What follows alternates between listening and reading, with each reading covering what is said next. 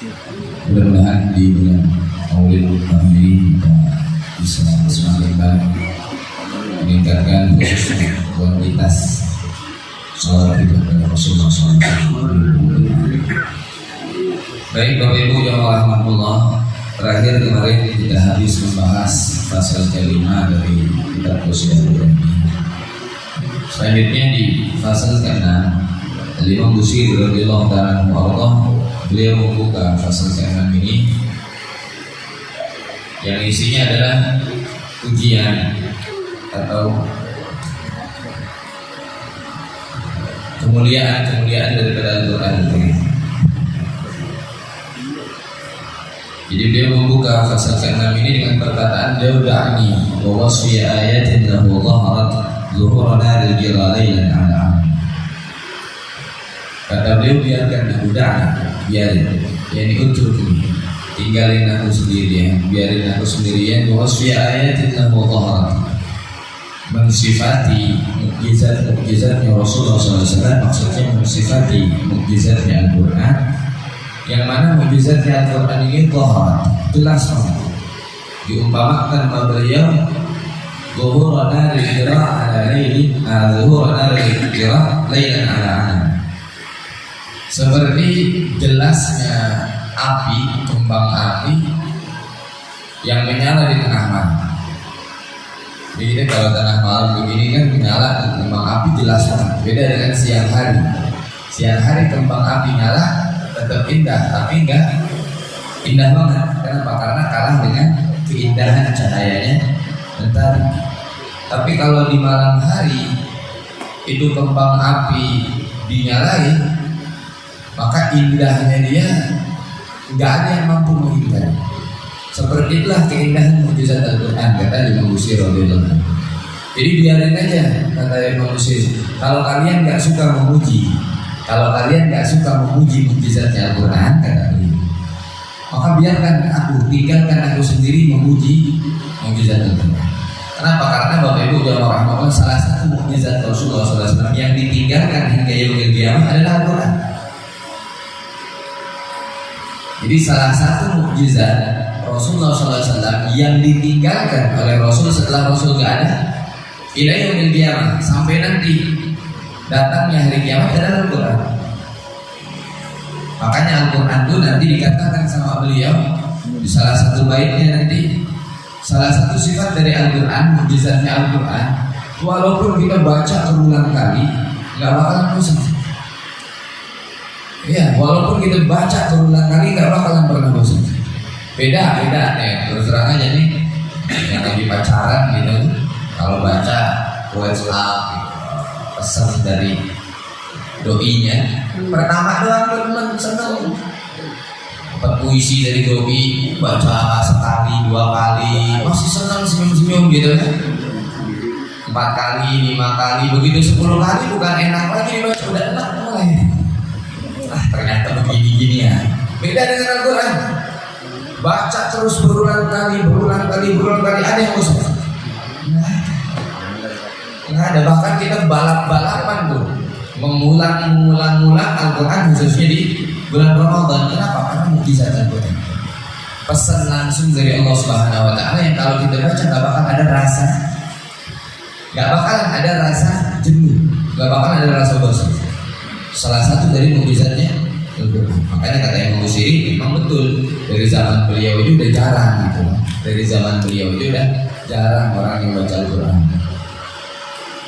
memuji-muji mukjizatnya Al-Quran, meneladani mukjizat Al-Quran, udah jarang.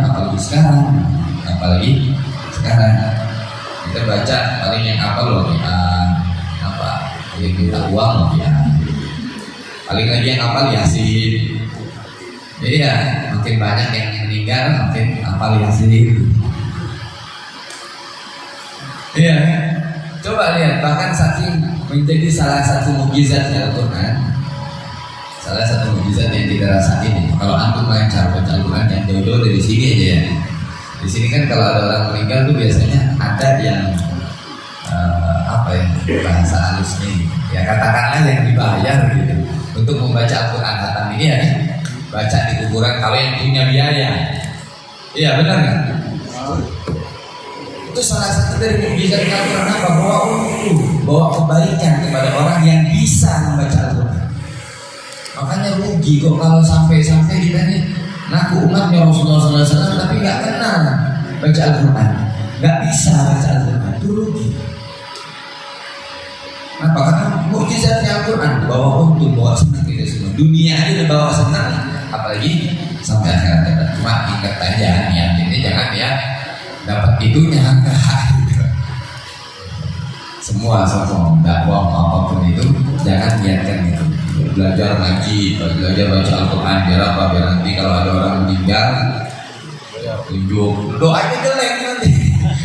Bapak setiap jomblo nih kagak ada yang mati katanya.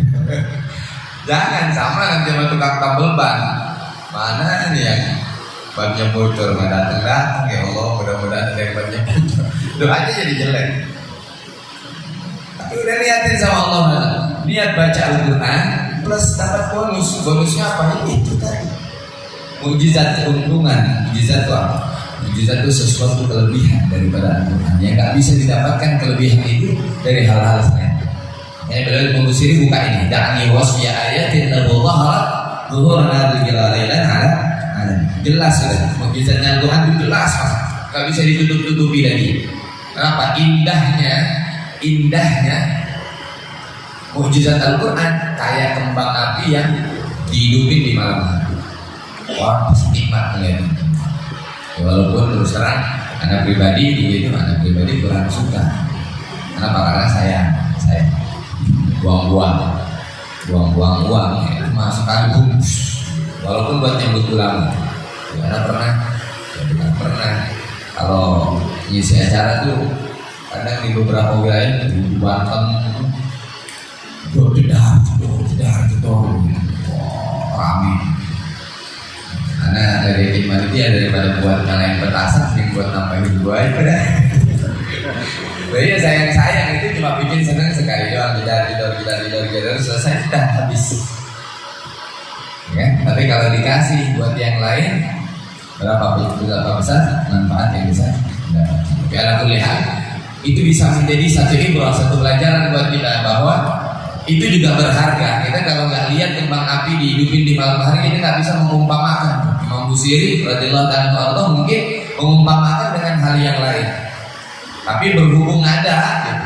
Jadi memang ini kebiasaan juga dari bangsa Arab sejak zaman dahulu, kalau datang tamu mereka itu nyalain kembang api. Makanya kan karena Islam masuk ke tanah Indonesia ini melalui dakwahnya para ulama. Jadi salah satu negara yang masuk Islam ke dalam negara tersebut disil dengan kedamaian adalah negara kita Indonesia. Salah satu negara yang masuk Islam disil dengan kedamaian. Makanya memang dari dulu zaman itu bangsa Arab kalau kedatangan tamu tuh suka nyambut dengan menghidupkan kembang api. Ya kembang api itu ya lampu yang api nyalain. Makanya dulu kan di zaman Rasulullah SAW ada cerita kan, sepasang suami istri yang kedatangan tamu malam hari, kemudian makanannya itu gak cukup kecuali tinggal untuk tamunya doang gitu. Akhirnya dia sajikan makanannya, di tengah penyajian makanannya sengaja lampunya tuh ditiup sehingga mati. Waduh, mohon maaf, mati lampu. Padahal itu apa? Untuk menutupi bahwa sajiannya itu kurang. Jadi tamunya makan, dia pura-pura cekrok gitu. Padahal ada yang dimakan. Saking menghormati tamu, saking menghargai tamu. Kenapa? Karena satu hadis Rasulullah SAW mengatakan apa? Dan kana yu'minu billahi wal yawmil akhir falyukrim dayfahu. Kalau kalian mengaku beriman sama Allah Subhanahu wa taala dan beriman kepada yaumil qiyamah, artinya beriman kepada yaumil qiyamah adalah beriman kepada hari pembalasan. Karena itu kan balasannya nggak langsung kita dapetin, enggak. Balasannya nggak langsung. Kita muliain tamu, ada tamu datang rumah kita gitu, saya bikin segala macam itu nggak langsung Allah kasih. Balasannya cash dunia enggak. Ada kalanya Allah tunda nanti di yaumil qiyamah. Tapi ada kalanya Allah kasih langsung. Maka falyukrim dayfahu, kata Allah SWT, muliakan dayf, muliakan tamu. Nah, pernah satu waktu saya tuh kedatangan salah satu tamu luar biasa. Syekh Tariqah, dan beliau ini ngerokok itu cuma untuk menutupi matanya. Jadi kalau beliau nggak ngerokok, matanya ngeliat orang itu pandangan aslinya. Ya, muka kita babi gitu kelihatan. Maunya dia mau sesuai dengan amalnya. Maka dia ngerokok untuk menutupi pandangan. Ketika datang silaturahmi ke aku, satu-satunya orang yang dipersilahkan ngerokok sama saya cuma dia. Ada Habib Bahar datang begitu. Kalau nggak ngerokok khusus, dia tinggi sama saya. Mau ngerokok BB, nggak apa kepala ente keluar terbang gitu, badan ente di dalam nggak apa. Yang penting kepala itu ada di luar gerbang. Saking nggak boleh. Tapi ini almarhum Bahleh di terkenalnya orang Malang itu dikasih, bahkan disediain rokoknya di kamarnya. Tapi sampai mau pulang santri ngeberesin itu utuh rokok nggak disentuh, kan bingung. Nanya saya, bekas ini belum pamit, bekas apa namanya kalau bekas rokok apa namanya? Untungnya udah dibuang dari api. Kata santri nggak ada untung, rokoknya itu nggak dibuka. Akhirnya nanya, antum ini satu-satunya orang yang boleh rokok di sini. Ana sediain, kenapa? Dijawab kata beliau, ana ini ngerokok cuma buat nutupin mata ana, jadi memandang orang sesuai dengan wujud amalnya. Begitu ana masuk ke sini, mata ana tertutup, terus ngapain aja ngerokok? Jadi begitu ana masuk alkum, ngelihat orang semuanya wujud asli manusia, nggak ada yang lain. Terus ngapain aja ngerokok? Udah selesai. Sedangkan ana di luar, kata beliau, ana di luar itu ada ngerokok fungsinya buat tutupin mata anak. Dulu tuh kakak anak waktu awal pesantren masuk ke pesantrennya beliau nggak betah, itu cuma diginiin doang. Kenapa nih Giva nggak betah? Mau pulang gitu doang? Enggak kalau mau pulang nggak pulang, nanti saya teleponin sama Pak. Enggak udah betah, cuma gitu doang. Jadi cuma ditanya kenapa nih Giva? Nggak betah katanya mau pulang. Seketika langsung betah. Ini beda kelas. Artinya kita lagi jelasin ikram duyuf. Saking memuliakannya tamu, ada kalanya memuliakan tamu dengan hal-hal yang menurut kita sendiri enggak. Tentunya dengan tamu-tamu yang khusus itu tadi. Jadi ada kalanya memuliakan tamu sampai kita mengorbankan segala sesuatu yang kita punya. Itu bagian daripada ikram. Jadi jelas bisa Al-Quran kayak kembang api kita. Selanjutnya apa? Satu lagi baik, karena nggak bisa dipisahin. Fadurru yazdadu husnan wa huwa muntadhimun wa laysa yanqusu qadran ghayra muntadhim. Kata beliau, mukjizat Al-Quran itu beliau umpamain kayak apa? Kayak mutiara. Mutiara. Fadurru yazdadu husnan wa huwa muntadhim. Mutiara kalau disusun, ditata rapi, tambah cakep nggak? Tambah cakep, tambah indah. Padahal andaikan mutiara itu nggak disusun sekalipun, nggak dijadiin gelang, nggak dijadiin cincin, nggak dijadiin kalung, udah cakep belum? Cakep. Seperti itulah mukjizat Al-Quran kata beliau. Andaikan mukjizat Al-Quran tidak aku tuliskan dalam bait-bait ini, mukjizat Al-Quran tetaplah mukjizat Al-Quran yang layaknya kembang api dinyalakan di malam hari. Tapi berhubung aku pengen mukjizat Al-Quran lebih indah lagi ketika orang tahu, disusun baik-baik. Jadi kita bilang nggak udah cukup. Mutiara mau diapa-apain, mau awur-awuran gitu. Beda dong sama batu koral awur-awuran. Walah, makanya kita masuk rumah orang gitu kan. Batu split awur-awuran. Dasar orang rumahnya aja nggak diurusin, pasti begitu ya. Beda kalau mutiara yang orang-orang luar biasa, kaya banget nih orang begitu. Sampai mutiara aja awur-awuran depan rumahnya nggak diberesin. Beda, kenapa? Beda dari jenis. Apalagi kalau ditata, apalagi kalau disusun, apalagi kalau dihias mutiara. Jadi begitu mukjizat Al-Quran. Andaikan awur-awuran sekalipun kata Imam Busiri, tetap indah, tetap cakep mukjizat Al-Quran, tetap mukjizat. Tapi kalau beliau susun lagi, kita jadi bisa tahu, ya kan? Dengan bait ini kita bisa hafal ibaratnya. Ini ibaratnya andai pun kita nanti satu saat kan udah mulai hafal. Anda lihat udah lama yang baca-baca udah mulai nggak melihat lagi kitab mudahnya. Udah mulai sedikit hafal. Kenapa? Sering dibaca. Jadi makanya fungsinya kita pelajari satu persatu maknanya. Kita bahas satu persatu makna. Oh iya betul. Jadi nanti saat kita mendengar mukjizat Al-Quran itu kayak utara, oh ada di dalam qasidah Busiri. Fadlu yazdadu husnan wa huwa muntadib. Wa laysa yanqusu ghadran ghairu muntadib. Enggak berkurang sedikit pun keindahan, wa laysa yanqusu ghadran ghairu muntadib. Ketika tidak ditambah, ketika tidak disusun. Jadi tetap mukjizat Al-Quran tetap indah. Andai pun tidak disusun oleh Imam Busiri, sekali lagi. Jadi andai pun mukjizat Al-Quran tidak disusun satu pasal khusus nanti di pasal 6 ini oleh Imam Busiri, tetap mukjizat Al-Quran indah, tetap mukjizat Al-Quran luar biasa. Ada kan tata cara dulu pernah diajarin kalau baca surat Al-Fatihah punya hajat khusus berhenti di mana? Iya karena duduk, oh iya karena nasta'in, berhenti dulu sebutin hajat. Baru lanjutin ihdinas shiratal mustaqim. Makanya kenapa ulama-ulama ayat itu kalau baca iya karena na'budu wa iya karena nasta'in dalam sholat tidak pernah diputus. Kenapa? Karena harapan dalam sholat cuma satu, itu ihdinas shiratal mustaqim. Iya karena na'budu wa iya karena nasta'in ihdinas shiratal mustaqim. Selalu dilanjutkan. Kenapa? Harapan kita dalam sholat itu doang, ihdinas shiratal mustaqim. Tunjukkan kami jalan yang lurus, jalan istiqamah. Dulu ada dapat ijazah ini kalau punya permintaan khusus iya karena na'budu iya karena nasta'in berarti sebutin dulu hajatnya baru ihdinas shiratal mustaqim. Ada banyak lagi baca Yasin lagi dalam keadaan genting, ayat salam qaulan mir rabbir rahim ulangin 7 kali. Salam qaulan mir rabbir rahim, salam qaulan mir rabbir rahim, salam qaulan mir rabbir rahim, baru sampai 7 kali dilanjutin tazliwa ayyuhal mujrimun. Dan seterusnya banyak. Ini mukjizat Al-Quran. Kalau kita ambil satu potong aja, walaupun cuma satu ayat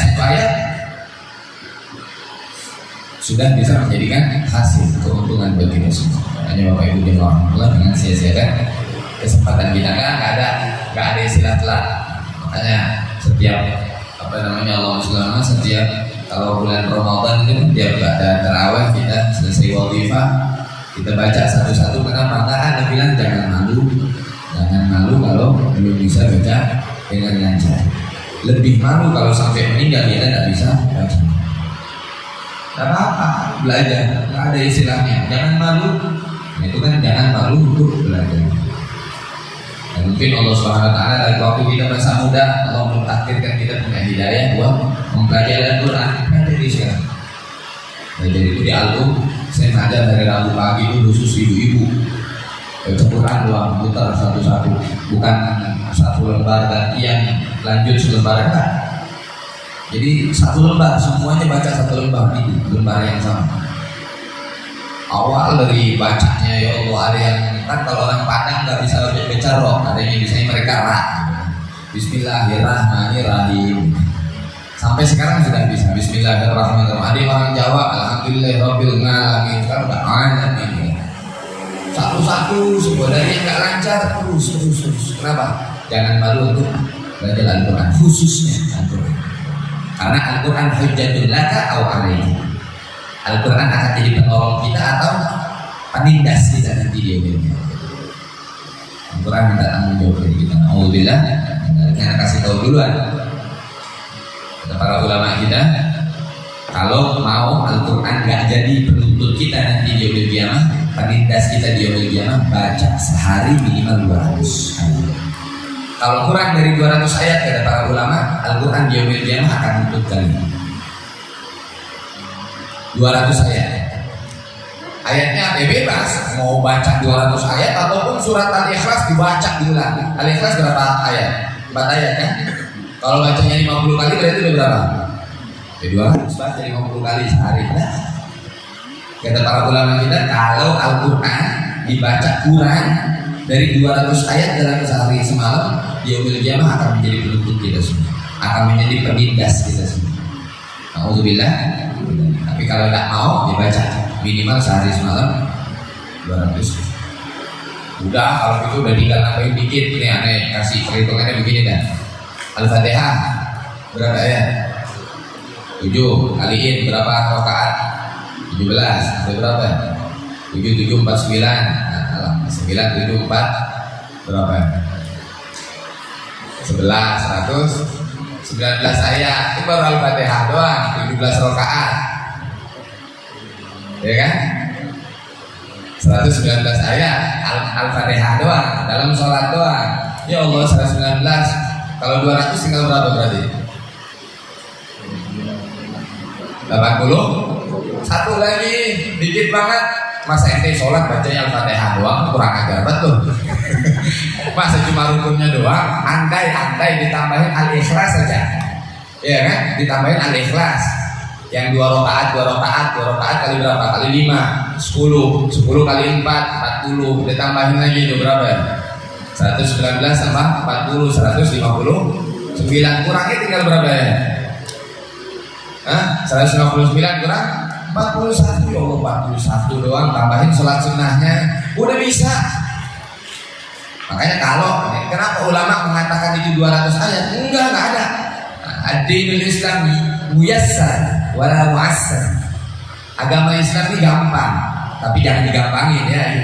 Agama Islam ini mudah. Enggak ada syariat Islam bikin kita berat lagi. 200 ayat itu gampang.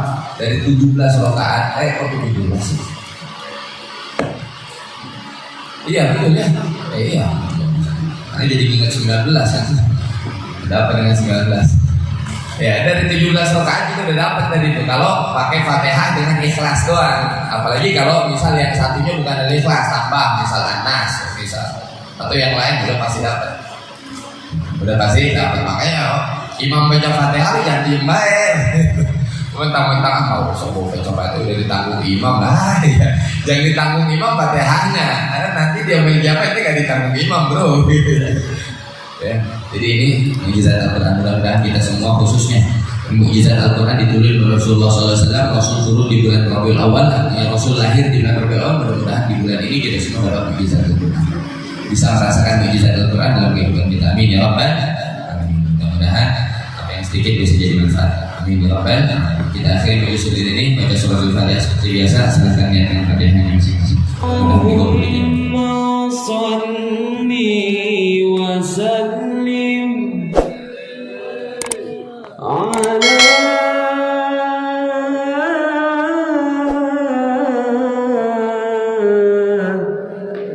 سيدنا